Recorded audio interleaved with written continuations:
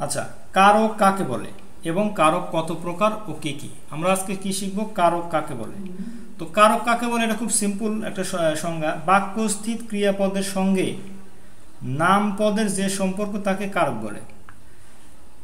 তার মানে কি, একটা বাক্য থাকবে, এই বাক্যের মধ্যে দুইটা পদের সম্পর্ককে কি বলে? কারক বলে। কোন পদ? একটা হলো নাম পদ, আর একটা কি? ক্রিয়াপদ। তাহলে যে কোনো বাক্যে ক্রিয়াপদ এবং নামপদ এই দুইটার যে সম্পর্ক তাকে কারক বলে। এখন এই ক্রিয়াপদ এবং নামপদ এই দুইটার উপরে যে কারক হচ্ছে, এই কারকের আবার প্রকারভেদ হবে। কীরকম? কর্তৃকারক, কর্মকারক, করণকারক, সম্প্রদানকারক, অপাদানকারক, অধিকরণকারক, যেটা হলো কারকের প্রকারভেদ।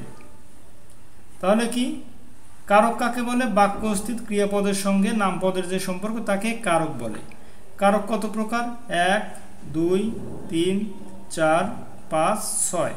তাহলে কারক হলো কি? 6 প্রকার। কি কি? কর্তৃকারক, কর্মকারক, করণকারক, সম্প্রদানকারক, অপাদানকারক, অধিকরণকারক। সো আমরা পরের ভিডিওতে এই যে 6টা কারক এগুলো কাকে বলে প্রত্যেকটার উদাহরণ নিয়ে বিশদ আলোচনা করব। সেই ভিডিওটা এখানে শেষ করছি। আল্লাহ হাফেজ, আসসালামু আলাইকুম।